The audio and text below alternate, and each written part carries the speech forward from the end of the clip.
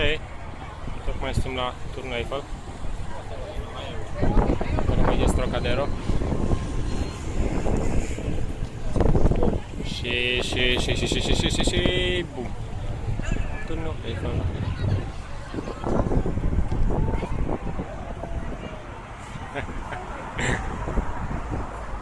Așa. Și aici puteți vedea niște bărci. Patouri, mai bine zis. Așa. Și tur. Hai să facem un tur.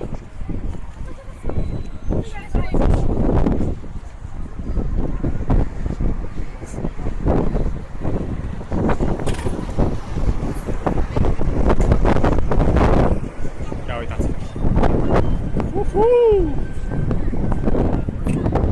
Eiffel Tower, baby.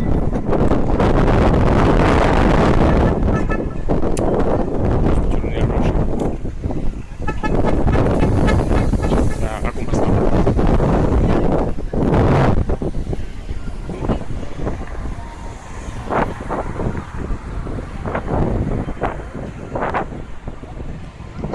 Un morman de fiere de 315, dacă nu mă știu, metri înălțime. Da, nimic grav. Hai să mergem sub el, să vedem dacă putem. Ia uite-l.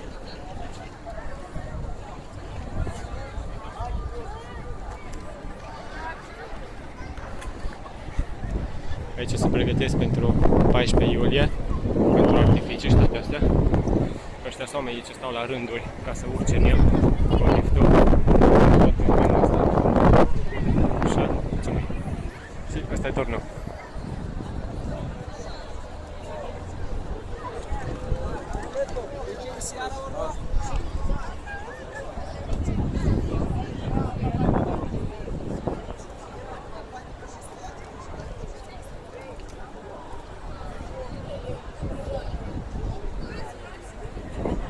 Cred că v-am amețit deja. Cam asta e. Asta ce mi-arde de oameni ăștia cum urmează. Pe aici. Excuse-mă, mersi. Pam, pam. Gata și cu turnul.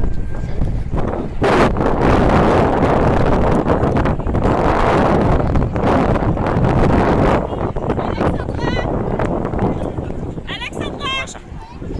Gata. Hai, v-am pupat dulce.